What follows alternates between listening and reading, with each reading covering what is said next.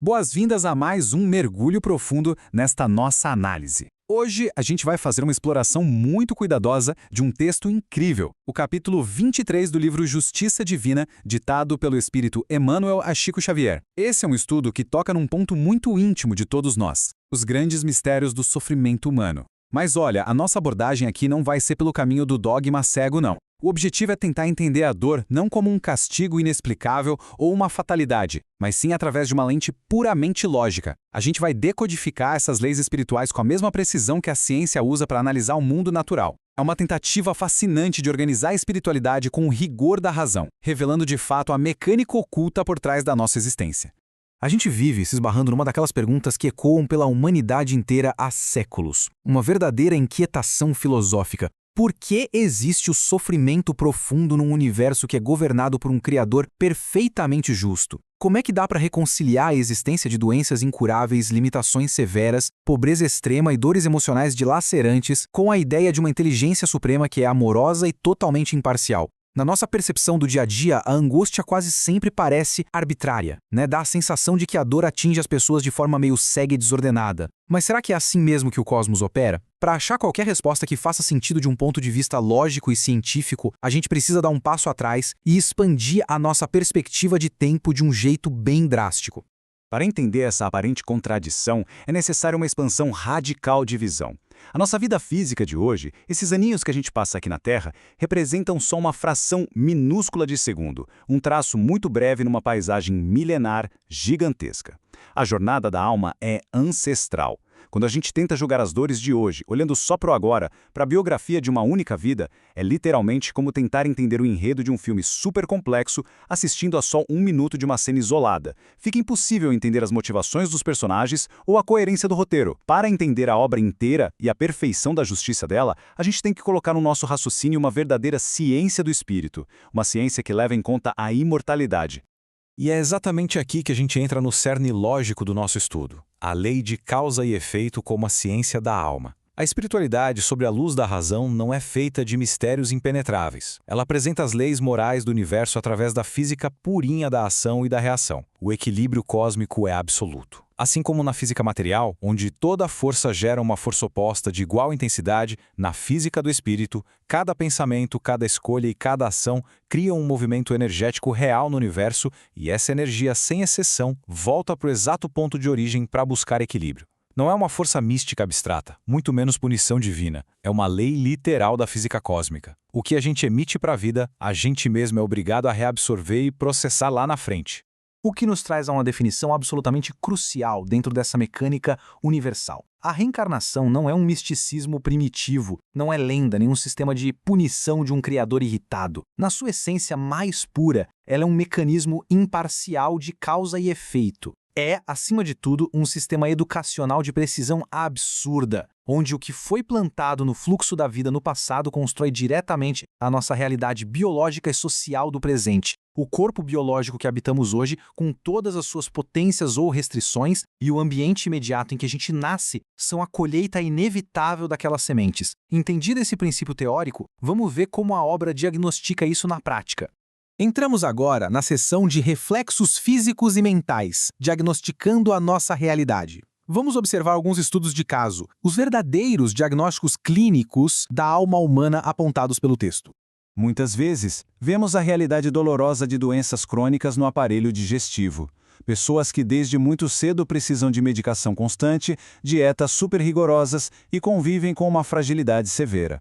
O diagnóstico espiritual sugere que essas limitações de hoje costumam ser o resultado direto de abusos cometidos ontem. Excessos, hábitos tóxicos e desrespeito frontal ao corpo em existências passadas retornam agora. E detalhe, não como punição, mas como uma fragilidade estrutural intensamente educativa. É uma condição que obriga à moderação forçada, à disciplina e ao autocuidado para que a verdadeira cura energética da alma possa, com o tempo, finalmente acontecer.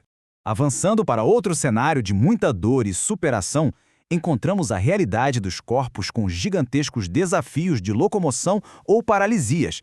E, de novo, a matemática espiritual oferece uma explicação que, de certa forma, até reconforta. Aquele vigor físico que hoje parece faltar tão drasticamente, muitas vezes, num passado distante, foi desperdiçado em impulsos violentos ou no uso deliberado da força para prejudicar outras vidas.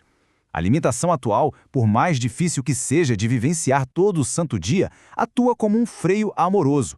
É um mecanismo de segurança do cosmos que imobiliza temporariamente o ser para evitar novos desastres, ensinando na própria pele o valor sagrado de cada movimento e a necessidade de caminhar com retidão. E tem uma questão ainda mais delicada: as grandes dificuldades cognitivas. Encontramos frequentemente mentes que hoje se mostram enevoadas, com uma percepção neurológica bem limitada.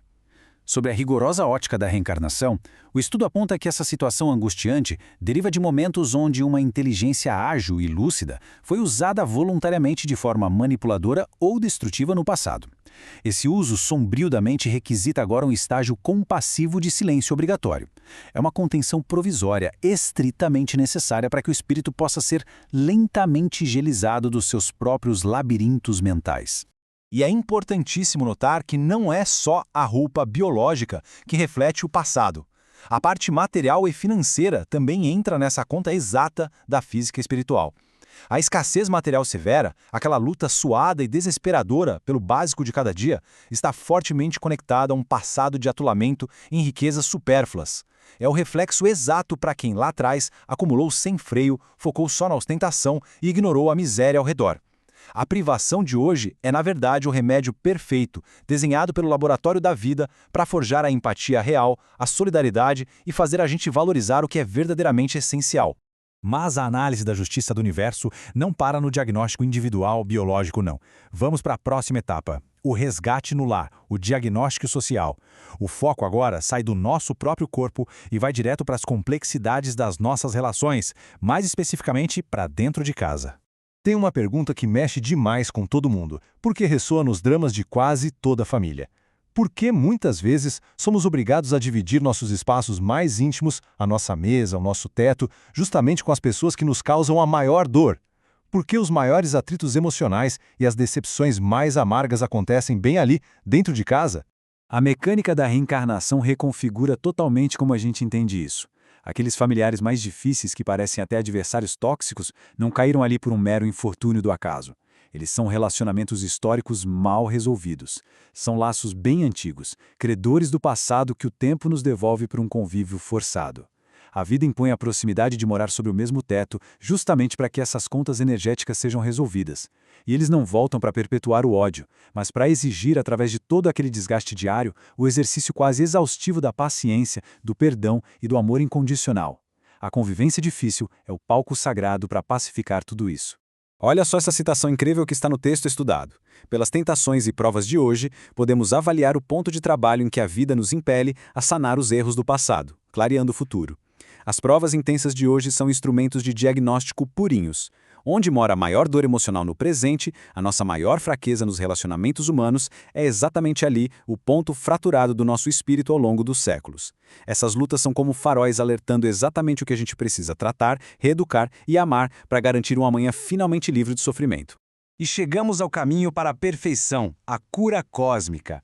Aqui é que a beleza dessa história inteira atinge o seu auge. Porque todo esse sistema que parece tão duro de causa e efeito, não foi feito para cultivar culpa, medo ou opressão moral. De jeito nenhum. A mensagem por trás da justiça cósmica é de uma esperança grandiosa. É a luz no fim do túnel. Toda essa dor passageira na biologia e todo o atrito familiar são projetados de forma divina para a reabilitação coletiva da humanidade. Afinal, a gente funciona como um ecossistema.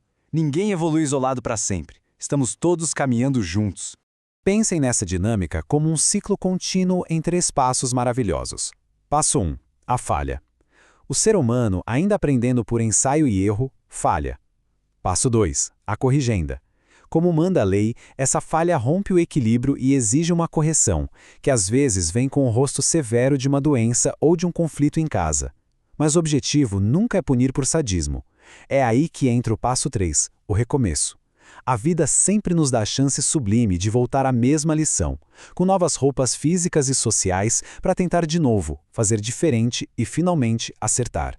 Perfeição é a meta, reencarnação é o caminho. Essa frase é tão forte e tão direta que não deixa espaço para nenhum pessimismo. O sofrimento aqui na Terra nunca é e nunca vai ser uma sentença de destruição ou um beco sem saída.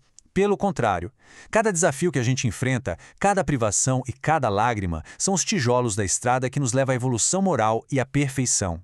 Nesse laboratório gigante do universo, nenhum esforço sincero se perde. Ninguém é esquecido ou deixado para trás. A jornada segue sempre em direção à luz. Para fechar nossa reflexão de hoje, fica uma questão muito prática para a nossa vida.